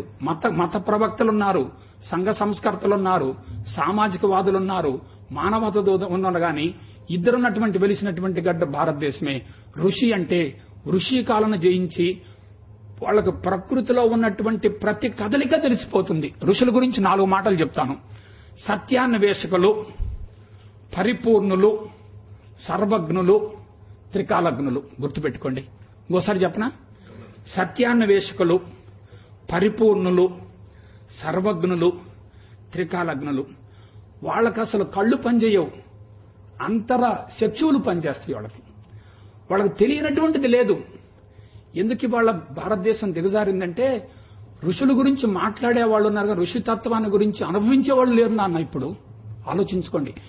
థియరీ చెప్పడం చాలా సులభం, ప్రాక్టికల్స్ చాలా కష్టం. పంచదార తీయగా ఉంటుందని చెప్పడానికి 3 సెకండ్లు పడుతుంది, కానీ అనుభవం లేకపోతే సిద్ధాంతంగా మిగిలిపోతుంది. అందుకే భారతదేశంలో తాతలకు మీసాలు ఉన్నాయి అంటారు, కానీ మన సంగతి ఏందో అర్థం కావట్లేదు. అది పరిస్థితి. కాబట్టి చూడండి, వాళ్ళు నెక్స్ట్ ఏం చేశారు? దేవతలను సృష్టించారు. 3 కోటి దేవతలు మొత్తం ఎలా వచ్చారంటే 3 కోటి మంత్రాల ద్వారా ఉత్పన్నమైనటువంటి ఊహారూపాలు. గుర్తుపెట్టుకోండి. 3 కోటి దేవతలు వ్యక్తులు కాదు, వాళ్ళకి ఎటువంటి చరిత్ర లేదు, వాళ్ళకు పుట్టుక లేదు, మరణం లేదు, వాళ్ళు కేవలం విగ్రహాలు మాత్రమే. ఎందుకు విగ్రహాన్ని ఇచ్చారు? విగ్రహాన్ని చూస్తూ ఉంటే నిగ్రహం వస్తుంది. అది ఒక మామూలు వ్యక్తిని కూర్చోబెట్టారనుకోండి, ఒక మామూలు వ్యక్తిని కూర్చోబెడితే ఏమవుతుందంటే ఎదుటి వ్యక్తికి భక్తి పారవశ్యం రాదు. అందుకని 4 చేతులు పెట్టి, ఒక చేతిలో త్రిశూలం, ఒక చేతిలో పుస్తకం, ఒక చేతిలో పుష్పం, ఒక చేతిలో లడ్డు పెట్టి స్పెషల్ గా వేశారనుకోండి, ఇటు కొట్టుకుంటే ఇటు కూర్చుంటారు. ఆ పాయింట్ అర్థమవుతుందా? వాళ్ళు ఎవరు అంతా? వాళ్ళు అమాయకులు అనుకోండి, శూద్రులు అనుకోండి, అజ్ఞానులు అనుకోండి, సాధారణ స్థాయి వ్యక్తులు అనుకోండి. వాళ్ళకి ఏదో ఒకటి చెప్పాలి. చిన్నపిల్లలు ఏదైనా వస్తువు కొని పెట్టమంటే మనం అబద్దాలు చెప్తా ఉంటాం, వాళ్ళు నమ్ముతాడు గ్యారంటీగా. అందుకని ఏం చేశారు? వీళ్ళు సృష్టించి దేవాలయాలు, క్రతువులు, కర్మకాండలు మొత్తం పెట్టారు. అవన్నీ కూడా ఆర్టిఫిషియల్ క్రియేటివిటీ. గుర్తుపెట్టుకోండి. ఒక మాట చెప్తా, కోపడబాకండి. ఇవన్నీ కూడా ఎగైనెస్ట్ ఎవల్యూషన్. అది ఎవల్యూషన్ బాగా జరిగిపోతూ ఉంటే ఒక్కసారిగా అడ్డుకట్ట వేసి ఇవన్నీ సృష్టించేసరికి వాళ్ళ మీద కథలు, పురాణాలు, ఇతిహాసాలు మొత్తం వచ్చినాయి. అంతమంది ఏమన్నారు? భగవంతు గురించి చెప్పమంటే నేతి నేతి నేతి అన్నారు. నేతి అంటే ఇది కాదు, ఇది కాదు, ఇది కాదు, ఇది కాదు. తర్వాత వీళ్ళు గట్టిగా అడిగేసరికి ఇతి ఇతి ఇతి అన్నారంతే. ఇదేంటే ఇదిగో ఇది భగవంతుడే, ఇది భగవంతుడే, ఇది భగవంతుడే, అన్ని భగవంతుడని చెప్పారు. ఆ విధంగా నేతిగా ఆపోజిట్ ఏంటంటే ఇది ఇది ఆ విధంగా చెప్పారు. పురాణాలు, ఇతిహాసాలు మొత్తం సృష్టించారు. అవి చాలా మంచివే. నేను విమర్శించడం మిత్రులారా గుర్తుపెట్టుకోండి. విమర్శ కోసం రాలేదు, కాంట్రవర్సీ కోసం రాలేదు. ఎందుకంటే ఆధ్యాత్మికతలో ఏ అంశం కూడా సాధారణ మానవుని యొక్క అంచనాకి అందనంతగా ఉంటుంది. గుర్తుపెట్టుకోండి. ఆధ్యాత్మికత మీరు ఏ అంశమని తీసుకుంటే ఒక చిన్న ఎగ్జాంపుల్ చెప్తాను. దేవతలు, రాక్షసులు ఇద్దరు కలిసి పాల సముద్రాన్ని మదించారని చెప్పి పురాణాలు చెప్తున్నారు. అవునా కాదా? పాల సముద్రం ఉందా? ఉంటే గేదెలు ఎందుకు ఇంకా మనకి? చెప్పండి. పాల సముద్రాన్ని మదించారని చెప్పి అనగానే సూర్యుడు ఏమంటాడు? ఆహా, ఏమిటా పాల సముద్రం? మన చిత్తములు ఏమున్నాయి? చెడు సంస్కారాలు ఉన్నాయి, ఉత్తమ సంస్కారాలు ఉన్నాయి. చెడు సంస్కారాలు అంటే రాక్షసులు, ఉత్తమ సంస్కారం అంటే దేవతలు. రాక్షసులు ఎటువైపు ఉన్నారు? పిచ్చోళ్ళు కాబట్టి తల వైపుకి వెళ్లారు, విషం మింగారు వాళ్ళు. దేవతలు ఎటున్నారు? తోక వైపు ఉన్నారు. ఇక మధ్యలో ఉన్నటువంటి కొండ ఏమిటి? మనసు. ఆ పాము ఏమిటి? మనసు. కొండ ఏమిటి? బుద్ధి. చిలుగుతూ ఉంటే మొట్టమొదటి వచ్చింది ఆలహల వచ్చింది. చూసుకోండి, మీరు ఆధ్యాత్మిక మార్గంలోకి ప్రవేశించి గనక మొట్టమొదటి ఒక 4 రోజులు ఉండండి, పిచ్చి కోపంతో రెచ్చిపోతా ఉంటారు జనం. ఆడవాళ్ళు అంటా ఉంటారు, మా వారు యోగాగా పోయి వచ్చింది ఈ మధ్య తక్కువ పడుతున్నారు అంటారు. ఎందుకు అనుకున్నారు? ఒక సంస్కారం కరిగించుకోవడానికి రెండవ సంస్కారం అందుకోవడానికి మధ్య జరిగేటటువంటి ఘర్షణ ఆలాహలం అంటే. తర్వాత కామధేనువు, కల్పవృక్షము, లక్ష్మీదేవి, చంద్రుడు చాలా వచ్చాయని చెప్పారు. ఇదంతా అందులో చాలా ప్రతి ఘట్టం చాలా మంచిదే. నేను చెప్తున్నాను, పురాణాలు మొత్తం కూడా చాలా గొప్పవి. వాటిని పొరపాటును కూడా విమర్శించకూడదు, వ్యక్తిగతంగా వాటి గురించి ఆలోచించకూడదు, వాటి సారాంశాన్ని తీసుకోవాలి. ఇదే నా సలహా, ఎందుకంటే నేను చెప్పలేను. ఇక నెక్స్ట్ ఉపనిషత్తు, కర్మకాండ, ఉపాసనకాండ, జ్ఞానకాండ. వినండి, ఈ ప్రకృతిలో ఉన్నటువంటి జీవుల్ని, వస్తువుల మొత్తాన్ని ఉపాసించేటటువంటి విధానం ఒకటి ఉంది. అంటే క్రతువులు చేస్తూ ఉంటారు, దాన్ని ఏమంటారు? కర్మకాండ అంటారు. అలా కర్మ చేస్తూ ఉంటే తప్పనిసరిగా దాని పట్ల మనకు భక్తి పారవశ్యం వస్తుంది, దాన్ని ఉపాసన కాండ అంటారు. దాని గురించి లోతుగా అధ్యయనం చేసే అవకాశం వస్తుంది, దాన్ని జ్ఞానకాండ అంటారు. కర్మకాండ, ఉపాసన కాండ, జ్ఞానకాండ. ఇక నెక్స్ట్ పాయింట్, దానిలో ఏమున్నాయి? వేదాల్లో ఏమున్నాయి? ఏమి లేదు. వేదం మాత్రం ఒక్కటే 4 భాగాలుగా విభజించారు. ఎవరంటే వేదవ్యాస మహర్షి. ఋగ్వేదం, యజుర్వేదం, సామవేదం, అధర్ణ వేదం. ఋగ్వేదం, యజుర్వేదం, సామవేదం, అధర్ణ వేదం. ఋగ్వేదం యొక్క సారాంశం మొత్తం ఒక్క మాటలో చెప్తాను. ప్రజ్ఞానం బ్రహ్మే ఋగ్వేదం. ప్రజ్ఞానం బ్రహ్మే ఋగ్వేదం. ప్రజ్ఞానం బ్రహ్మ అంటే ఏం లేదు, విశ్వమంతా శుద్ధ చైతన్యమయం. నేను సీరియల్ చెప్తాను, గుర్తుపెట్టుకోండి. భూమి, నీరు, అగ్ని, వాయువు, ఆకాశం, అణువులు, పరమాణువులు, రేణువులు, ప్రాణశక్తి, శుద్ధ చైతన్యం. సీరియల్ తీసుకోండి ఒకసారి చెప్తాను. భూమి, నీరు, అగ్ని, వాయువు, ఆకాశం. స్థూలత్వం సూక్ష్మత్వానికి పోతూ ఉంటే భూమి, నీరు, అగ్ని, వాయువు, ఆకాశం. ఆ తర్వాత అణువులు, పరమాణువులు, సూక్ష్మమైనవి. పరమాణు యొక్క లోపలే ఉన్నాయి ఎలక్ట్రాన్స్, ప్రోటాన్స్, న్యూట్రాన్స్. ఎలక్ట్రాన్ అంటే ఏమిటి? నెగటివ్ ఛార్జ్, తమోగుణం. ప్రోటాన్ అంటే పాజిటివ్ ఛార్జ్, రజోగుణం. న్యూట్రాన్ అంటే న్యూట్రల్ ఛార్జ్, సత్వగుణం. అది కూడా అది ఎక్కడి నుంచి వచ్చింది? ప్రాణశక్తి కండెన్సేషన్ జరిగితే వస్తుంది. అదే రేణువు అంటారు. ఆ ప్రాణశక్తి ఎక్కడి నుంచి? శుద్ధ చైతన్యం నుంచి వచ్చింది. మనం జాగ్రత్తగా విశ్లేషించుకుంటే విశ్వంలో కనిపించేది మాత్రం భిన్నత్వం, ఉన్నది మాత్రం ఏకత్వం. అది ఒకటే. ఒక జ్ఞానికి అజ్ఞానికి మధ్య ఉన్నటువంటి వ్యత్యాసం ఏమిటంటే, బిడ్డలారా వినండి, ఒక జ్ఞానికి అజ్ఞానికి మధ్య ఉన్నటువంటి వ్యత్యాసం ఏమిటంటే, అజ్ఞాని ఏకత్వంలో భిన్నత్వాన్ని చూస్తూ రూపనామాల్లో, స్థూలత్వంలో, భిన్నత్వంలో ఇరుక్కొని పోతాడు. అర్థమవుతుందా? ఇది బాగా ఉందన్నారు అనుకోండి, ఇది బాగలేనట్టేగా. ఇది బాగుందన్నారు అనుకోండి, ఇదేంది? విశ్వమయ గురూజీ బ్రహ్మాండంగా చెప్పాడు అనగానే మరొక వ్యక్తి చెప్పనట్టేగా. కాన్ఫరెన్స్ అద్భుతంగా జరిగిందంటే అంతకుముందు తర్వాత బాగా జరగనట్టేగా. కాబట్టి ఇదే రాగద్వేషం అంటే. చూడండి, మీకు ఎరుపు అంటే బాగా ఇష్టం అనుకోండి, ఎరుపు పట్లేమిటి? రాగం. నలుపు పట్లేమిటి? ద్వేషం. గుర్తుపెట్టుకోండి. అజ్ఞాని, మళ్ళీ చెప్తున్నాను, అజ్ఞాని ఏకత్వంలో భిన్నత్వాన్ని చూస్తాడు, జ్ఞాని భిన్నత్వంలో ఏకత్వాన్ని చూస్తాడు. ఇదే ఋగ్వేద సారాంశం. కాబట్టి ఈ ఋగ్వేద సారాంశం కనుక మనకు బాగా అర్థమైపోయింది అనుకోండి, ఉన్నది ఏకత్వమైన భావన వస్తుంది. అటువంటి ఏకత్వాన్ని ప్రాక్టికల్ గా అనుభవించేటటువంటి వ్యక్తుల్ని, అటువంటి ఏకత్వాన్ని ప్రాక్టికల్ గా అనుభవించేటటువంటి వ్యక్తుల్ని సిద్ధ పురుషులు అంటారు. బిడ్డలారా, నేను ఒక మాట చెప్తున్నాను. ఈ ప్రపంచంలో, ఈ దేశంలో ఏదైనా మార్పు వస్తుందంటే అది సిద్ధ పురుషుల వల్ల సాధ్యమవుతుంది, వేరే వాళ్ళ వల్ల సాధ్యం కాదు. వాళ్ళని అవధూతలు అంటారు, సిద్ధ పురుషులు అంటారు. వాళ్ళు ఉదయం నుంచి సాయంత్రం వరకు చేసేటటువంటి ప్రతి పనిలో, కనిపించేటటువంటి ప్రతి వస్తువులో అన్నం బ్రహ్మ, రసో విష్ణు, భోక్త దేవో మహేశ్వర అంటూ ప్రతి చోట భగవంతుని చూసుకుంటారు. దీనికి ఉపనిషత్తులు చెప్పినాయి. 5 పాయింట్లు చెప్తాను. ఈశావాస్యమిదం సర్వం ఈశ్వర సర్వభూతానాం మమాత్మ సర్వభూతాంతరాత్మ బీజం మాం సర్వభూతానాం సర్వం విష్ణుమయం జగత్. ఉన్నదేమిటి? ఒక్కటే. ఇది ఋగ్వేదం. ఇది మనిషిలో ఏం సృష్టిస్తుంది? ద్వైతాన్ని సృష్టిస్తుంది. ఎట్లా? విశ్వం మొత్తం భగవంతుడైన భావం వస్తుంది, కానీ తన గురించి మాత్రం తెలియదు. అందుకని రెండుగా కనపడుతూ ఉంటుంది. విశ్వాన్ని గురించి ఆలోచన వస్తుంది, తన గురించి ఆలోచన రాదు. అదే ఋగ్వేదం. రెండవది ఇచ్చాడు. మళ్ళీ సెకండ్ కాదు, పూర్తి చేయాలి కదా. విశ్వమే కాదు, నువ్వు కూడా భగవంతుడివే. మానవుడు విశ్వానికి ప్రతిరూపం. విశ్వంలో ఏముందో మానవుల్లో కూడా అదే ఉంది. మానవుడు విశ్వం నుంచి వచ్చాడు, మరలా తిరిగి విశ్వంలోకి వెళ్తాడు. సింపుల్ గా చెప్తున్నాను, బియ్యపు బస్తాలో బియ్యపు గింజ, ఇసుక దిన్నెలో ఇసుక రేణువు. ఇదే మానవుడి యొక్క తత్వం. విశ్వాన్ని మొత్తాన్ని పెద్ద మర్రి వృక్షం అనుకుంటే మానవుడు అవ్యక్తమైనటువంటి చిన్న మర్రి విత్తనం. వ్యక్తీకరించబడేటటువంటి ఆ యొక్క విత్తనంలో భవిష్యత్తులో వచ్చేటటువంటి వృక్షం మొత్తం దాగి ఉంటుంది. అదే అహం బ్రహ్మాస్మి, అదే యజుర్వేదం. యజుర్వేదం తెలిసిన తర్వాత వింటున్నారా? ఏమి లేదు బిడ్డలారా, సింపుల్ గా చెప్తున్నాను. యజుర్వేదం మొత్తం మీకు అర్థమైపోయిందంటే మీకు ఒక్కటే కాన్సెప్ట్ వస్తుంది. దేహో దేవాలయ ప్రోక్తో జీవో దేవో సనాతన. కళ్ళు మూసుకుంటే ఈ శరీరం ఏమిటి? దేవాలయం. లోపల ఉంది ఎవరు? జీవుడు. వచ్చే ఆలోచనలు ఏమిటి? భగవంతుడు. ఈ శరీరం ఏమిటి? దేవాలయం.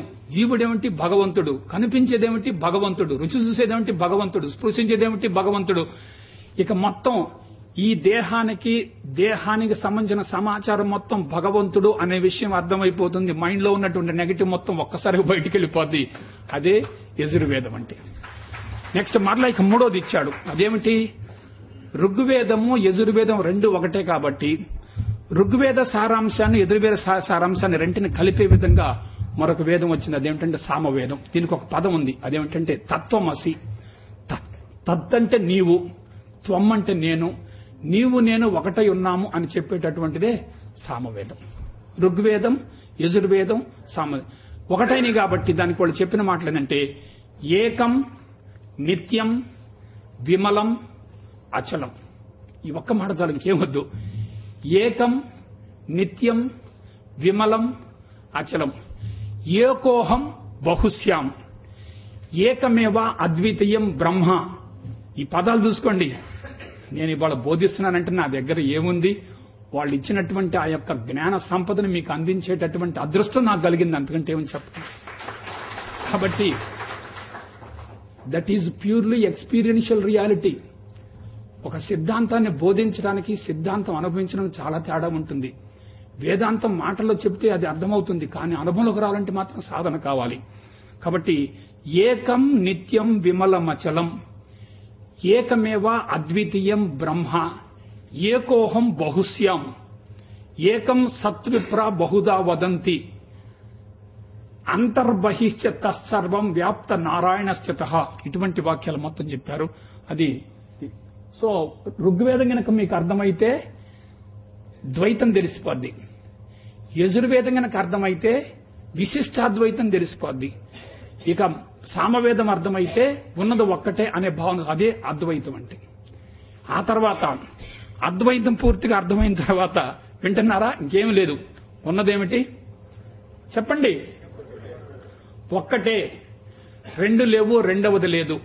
దీనికి ఒక మాట చెప్తున్నాను, సర్వం బ్రహ్మమయం. అది మీకు ఇద్దరు కనపడుతున్నారంటే ఈయన నేను వేరు కాదు, ఈయన నేను వేరు కాదు. ఉన్నదేమిటి? ఒక్కటే. ఎవరైతే స్థూలత్వంలో ఉంటారో, ఎవరైతే భిన్నత్వంలో ఉంటారో, ఎవరైతే రూపనామాల్లో ఉంటారో, ఎవరైతే ద్వైతంలో ఉంటారో, ఎవరైతే విశిష్టాద్వైతంలో ఉంటారో వాళ్ళకి రెండు మూడు కనపడుతూ ఉంటాయి. కానీ ఉన్నదేమిటి? ఇప్పుడు చెప్పండి. ఉన్నది ఒక్కటే, రెండు లేవు అనే భావన మీకు వచ్చిందనుకోండి, దాన్ని సత్య దర్శనం అంటారు. ఈ ఒక్క మాట చాలు, వినండి ఒకసారి. సత్య దర్శనం అయిందంటే బిడ్డలారా వినండి ఒకసారి. సత్య దర్శనం అయిందంటే మాయ తొలగిపోతుంది. ఇప్పుడు అందరు ఎక్కడున్నారు? మత్తులో ఉన్నారు, మాయలో ఉన్నారు, భ్రమలో ఉన్నారు, భ్రాంతిలో ఉన్నారు, పిచ్చిలో ఉన్నారు, వెర్రిలో ఉన్నారు, వ్యామోహంలో ఉన్నారు. కరెక్ట్ మాట చెప్పమంటారా డాక్టర్ గారు? Entire world is a mental hospital. పిచ్చి వాళ్ళారా, ఏది నీది? ఎవరు నీ వాళ్ళు? ఎంతకాలం నీ వాళ్ళు? ఇది మీకు తెలియదా? అందరికి తెలుసు. కానీ మీరు ఎక్కడున్నారు? మాయలో ఉన్నారు. నువ్వు పొంగిపోవలసింది లేదు, కృంగిపోవలసింది లేదు, బాధపడవలసింది లేదు, గర్వపడవలసింది లేదు. వస్తూ ఒట్టి చేతులే, పోతూ కూడా. రాజశేఖర రెడ్డి ఏం తీసుకెళ్లాడు? పుట్టపర్తి బాబాయ్ ఏం తీసుకెళ్లాడు? రేపు నువ్వేం తీసుకెళ్తావు? తీసుకెళ్లేదేమీ కూడా లేదు. కానీ ఇది తెలుసు మీకు. కానీ ప్రాక్టికల్ గా ఎందుకు మీకు అనుభవం రాలేదంటే శాస్త్ర విజ్ఞానం అలవరుచుకుంటే ప్రత్యక్ష అనుభూతిని పొందగలిగితేనే మాత్రం మీకు అనుభవంలోకి వస్తుంది. గుర్తుపెట్టుకోండి. ఈశావాసమిదం సర్వం ఈశ్వరో సర్వభూతానాం మమాత్మ ఇది బాగా అట్రాక్టివ్ గా ఉంది సబ్జెక్టు. కానీ అనుభవం ఏది అక్కడ? భగవద్గీత 707 శ్లోకాలు మనం చెప్తాం బ్రహ్మాండం, కానీ అనుభవం ఏది అక్కడ? నాకు ఒక ఆయన భగవద్గీత చెప్పాడు, 707 శ్లోకాలు అద్భుతంగా చెప్తాడు. 520 షుగర్ ఉంది ఆయనకి. మరి ఎందుకు చెప్తున్నానంటే, మళ్ళీ వినండి ఒకసారి, శాస్త్ర విజ్ఞానం అలవరుచుకుంటే నేను ఎందుకు లైక్ చేస్తాను అనుకున్నారు? ఇది సామాన్యమైన కాన్ఫరెన్స్ కాదు, మీరు అనుకుంటున్నారేమో. ఉపయోగించిన విధానం చూడండి. శాస్త్రీయ దృక్పథంతో ఆధ్యాత్మికంగా పురోభివృద్ధి సాధించాలనేటటువంటి జిజ్ఞాసువులకు ఆర్తి, అర్ధాద్రి, జిజ్ఞాసి, ఆ తర్వాత జ్ఞాని. కాబట్టి అటువంటి కాన్ఫరెన్స్ కాబట్టి నేను చెప్తున్నాను. కాబట్టి ఎప్పుడైతే జ్ఞానాన్ని గురించినటువంటి అవగాహన మీకు కలుగుతుందో అప్పుడు ప్రపంచంతో మీకున్నటువంటి మానసిక సంబంధం తెగిపోతుంది, భౌతిక సంబంధం ఉంటుంది. అది భౌతిక సంబంధం తెగిపోకూడదు. భౌతిక సంబంధం ఎప్పుడు ఉండాలి? ఎందుకు ఉండాలంటే ప్రపంచంలో ఉండాలి, అన్ని చూస్తూ ఉండాలి. కష్టాలు, నష్టాలు, బాధలు, ఇబ్బందులు, అవమానాలు, అపజయాలు, ఓటములు, వైఫల్యాలు, హింసలు, దౌర్జన్యాలు ఎన్ని ఎక్కువగా ఎంత బాగా జరిగితే అంత అదృష్టమయ్యా. అసలు ఈ గురువు ఒక రకంగా మాయ గురువు అయ్యా బాబు. అది ఒక మాట చెప్పనా, మీ జీవితమే మీ గురువు. అది కరెక్ట్ మాట చెప్పమంటారు ఆడవాళ్ళకి. హింసించే భర్త దొరికితే వాడే మీ గురువు. అది ఇంకో మాట చెప్పనా, గయ్యాళి భార్య దొరికితే ఆమె మన గురువు. ఇక గురువులు బయట లేరు అసలు. ఇదంతా ఏంటంటే చదువుతుందంటే మీరేమనుకోబాకండి, మిస్అండర్స్టాండ్ చేసుకోబాకండి. ఎవరికైతే కష్టాలు గాని, నష్టాలు గాని, బాధలు గాని, చూడండి, ఏ జబ్బు లేదనుకోండి, ఏంట్రా ఈ యోగాలు, ఆ గడ్డాలేమిటి, మీసాలేమిటి, ఆ పచ్చికూరగాయలు తింటమేంటి, ఏంటి న్యూ సెన్స్ అంటే నాన్ సెన్స్ అంటారు. పచ్చికూరగాయలు తింటుంటే ఏంట్రా మేక తిన్నట్టు ఆ కూరగాయలు తింటున్నట్టు అర్థం కాలేదు. అదే షుగర్ వచ్చిందనుకోండి, అబ్బాయి యోగా క్లాస్ ఎప్పుడో చెప్పు అంటారు. అంటే అప్పుడు తలబట్టిందనమాట. కాబట్టి చెప్పండి, కష్టాలు రావటం అదృష్టమా కాదా? ఒక మాట చెప్పనా, ఏదో ఒక బాధ లేకుండా, అసంతృప్తి లేకుండా ఎవరు ఆధ్యాత్మిక మార్గానికి రారు. గుర్తుపెట్టుకోండి. ఒకటే చెప్తున్నాను, గయ్యాళి భార్య దొరికిందంటే భర్త గ్యారంటీగా ఆ వైపుకి వెళ్ళిపోతాడు. గ్యారంటీ. హింసించే భర్త దొరికాడంటే ఆమె గ్యారంటీగా జై గురుదేవ్ అంటది, గ్యారంటీగా. సో ఇవన్నీ ఎందుకు చెప్తున్నానంటే తప్పనిసరిగా ఇట్లా దాన్ని ఏమంటారంటే సర్వం బ్రహ్మమేమంటారు. ఉన్నదేమిటి? ఒక్కటే, రెండు లేవు, రెండవది లేదు. నెక్స్ట్ చివరికి వచ్చాను. ఇకపోతే మనం తప్పనిసరిగా వేదాలు మొత్తం తెలుసుకున్న తర్వాత దాని యొక్క సారాంశం మొత్తం మనం అందుకోవాలంటే చాలా కష్టం. అందుకని వేదవ్యాస మహర్షి ఏం చేసంటే 4 వేదాల సారాంశం మొత్తాన్ని కూడా ఒక చిన్న పుస్తకంగా రచించి మనకు అందించాడు. ఆ పుస్తకమే భగవద్గీత. దీని గురించి 2 మాటలు చెప్తాను. మహాభారతంలో 18 పర్వాలున్నాయి, భగవద్గీతలో 18 చాప్టర్లు ఉన్నాయి.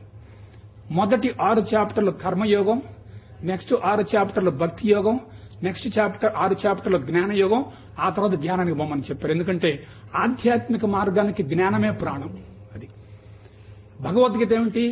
సర్వమత సమన్వయం, సర్వవేద సమన్వయం, సర్వయోగ సమన్వయం. భగవద్గీత సారాంశం చెప్తాను వినండి. ఇటు 9 పర్వాలు, ఇటు 9 పర్వాలు, మధ్యలో భగవద్గీత కాదు. ఇటు ఉన్నదేమో కౌరవులు, ఇటున్నదేమో పాండవులు. కౌరవులు అంటే ఎవరు అనుకున్నారు? చెడు సంస్కారాలు. పాండవులంటే ఎవరు? ఉత్తమ సంస్కారాలు. కౌరవులంటే ఎవరు? నెగిటివిటీ. పాండవులంటే ఎవరు? పాజిటివిటీ. వాళ్ళ మధ్య ఏం జరుగుద్ది చూడండి. ఆధ్యాత్మిక మార్గంలో ప్రవేశించిన తర్వాత చాలా మందికి మనశ్శాంతి ఉండదు అసలు. ఎందుకంటే జిజ్ఞాస పెరుగుద్ది, తపన పెరుగుద్ది, ఆరాటం పెరుగుద్ది, ముఖం నల్లబడిపోద్ది, పీక్కపోయి ఉంటారు. ఏంటంటే ఇప్పుడు యోగా చేశాను అంటారు. యోగం చేస్తే ముఖంలో కళ్ళ రావాలి కదా, కళ్ళపోద్ది గ్యారంటీ. ఎందుకంటే ఘర్షణ జరుగుతూ ఉండదు. చెడు సంస్కారం కరిగించుకోవటానికి, ఉత్తమ సంస్కారం అందుకోవటానికి మధ్యలో జరిగేటటువంటి ఘర్షణే భగవద్గీత అంటే. వీళ్ళు ఇద్దరున్నారు కదండి, వాళ్ళిద్దరూ చెప్పండి. కృష్ణుడు ఎవరనుకున్నారు? ఆత్మ. అర్జునుడు ఎవరనుకున్నారు? మనసు. అందుకే అర్జునుడు ఎక్కడున్నాడు? విషాదంలో ఉన్నాడు. అందుకే మొదటి చాప్టర్ ఏమిటి? అర్జున విషాద యోగం. కాబట్టి అభయం ఇచ్చింది ఎవరో? కృష్ణుడు. కాబట్టి కృష్ణుడు ఎవరు? ఆత్మ. అర్జునుడు ఎవరు? మనసు. ఇంకా రివర్స్కి వద్దాం. భగవద్గీత యొక్క అట్ట మీద బొమ్మ తీసుకోండి. రథము అంటే మన శరీరం, మీకు తెలిసే ఉంటుంది. గుర్రాలంటే ఏమిటి? ఇంద్రియాలు. ఇదివరకు 5 ఉండే, ఈ మధ్య 4 వేస్తున్నారు. ఎందుకు? ఫ్యాషన్ కోసం నాకు అర్థం కాదు.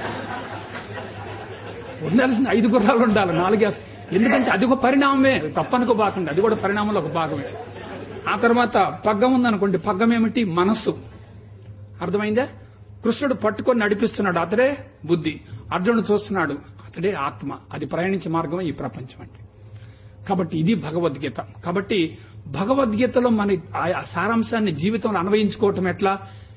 ట్రిక్ చెప్తాను, 2 minutes లో ముగిస్తాను, ఏం పర్లేదు. చూడు, ఏం లేదు నాన్న, మీరు మెడిటేషన్లో కూర్చున్నారు. మెడిటేషన్లో కూర్చుంటే ప్రశాంతంగా ఉంటున్నారా, ఘర్షణ పడుతున్నారా? తప్పనిసరి ఘర్షణ పడతారు. ఎందుకనుకున్నారు? మెడిటేషన్లో కూర్చుంటే కష్టాలు, నష్టాలు, బాధలు, ఇబ్బందులు, అవమానాలు, అపజయాలు, శత్రువులు, మోసాలు, సెక్స్ పరమైన భావాలు, శవాలు మొత్తం రీలు తిరుగుతూ ఉంటాయి. ఎందుకంటే మొత్తం లోపల సినిమా మొత్తం లోపలే ఉంది కదా. అర్థమవుతుందా? సో ఏం చేయాలి? ఎప్పుడైతే అవన్నీ వచ్చినాయో వాటిని మనం జయించగలగాలి. ఎట్లా జయిస్తాం? వాటిని అనుమతించాలి, విడుదల చేయాలి, కరిగించాలి. అనుమతించాలి, విడుదల చేయాలి, కరిగించాలి, బయటికి రానివ్వాలి. వాటిని ఏం చేయకూడదు. వాటిని వదిలేస్తుంటే వాటి వేగం ఏమవుద్ది?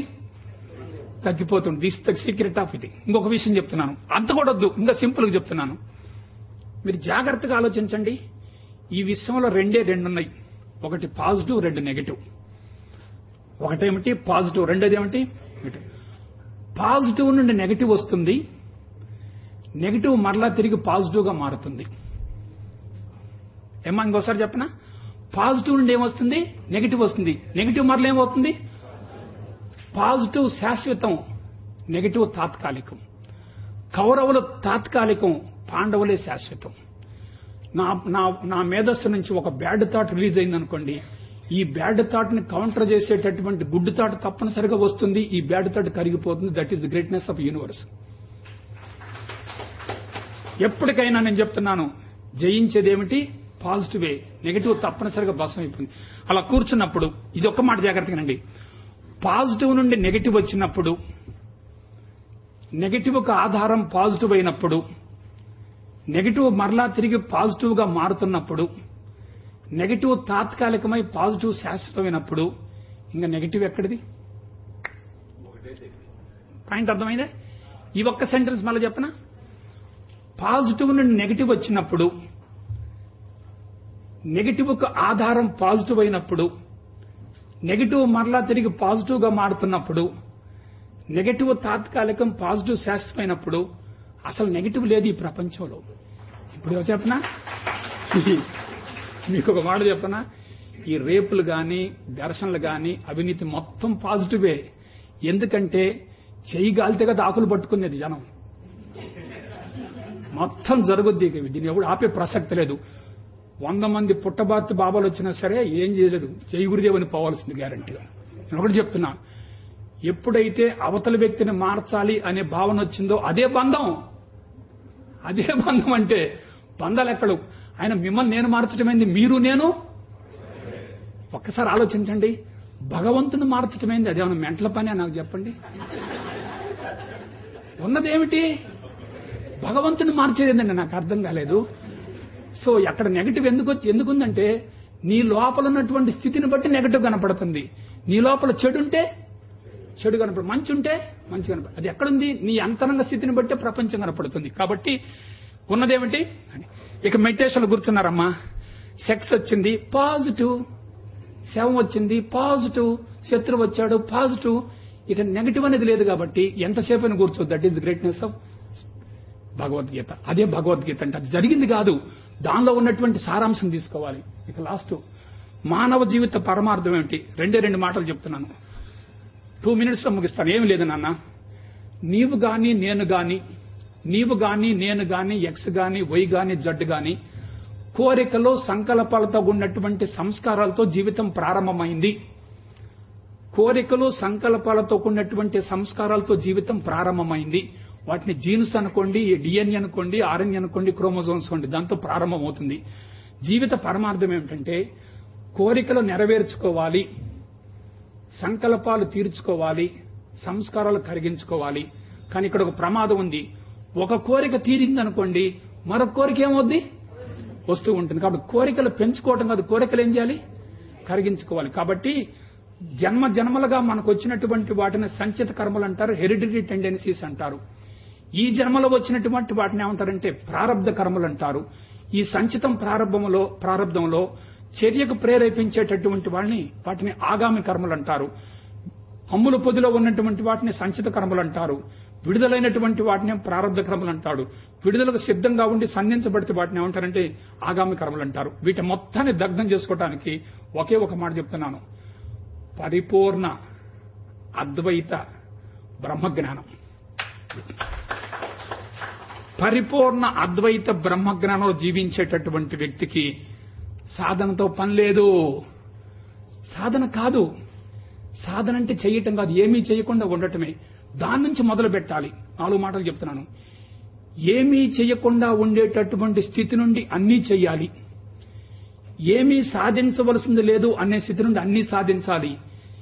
ఏమీ తెలుసుకోవలసింది లేదు అనే స్థితిని అన్ని తెలుసుకోవాలి. ఏమీ కావలసింది లేదు అనే స్థితిని అన్ని పొందగలగాలి. ఈ భావన వచ్చిన తర్వాత కర్మఫలం అంటే ప్రసక్తి లేదు. అది స్థితి నుండి చేయటం, వ్యక్తి చేయటం కాదు. కర్మ ఉంది కానీ కర్త లేడు. కర్త లేకుండా కర్మ జరుగుతుందంటే దాన్ని నైష్కర్మిస్తూ అంటారు. అటువంటి స్థితికి మనం పనులు చేస్తూ ఉంటే పాత సంస్కారాలు కరిగిపోతూ ఉంటాయి. నూతన సంస్కరణ ఏర్పడే ప్రసక్తి లేదు. లాస్ట్కి వచ్చేసరికి, లాస్ట్ కాదు, నా ఎక్స్పెక్టేషన్ ఒక 6 ఏళ్లు క్రమం తప్పకుండా సాధన చేసేటట్లయితే, ఒక 6 ఏళ్లు చేసేటట్లయితే, కళ్ళు మూసుకున్న కళ్ళు చేస్తున్న నిరంతరం ధ్యానం జరుగుతూ ఉంటుంది, సాధన జరిగిపోతూ ఉంటుంది. అటువంటి సాధనలో మీరంతా కూడా పరిపక్వత చెంది మీ జీవితాన్ని ఆనందమయం చేసుకోవాలని చెప్పి మనస వాచ కర్మను కోరుకుంటూ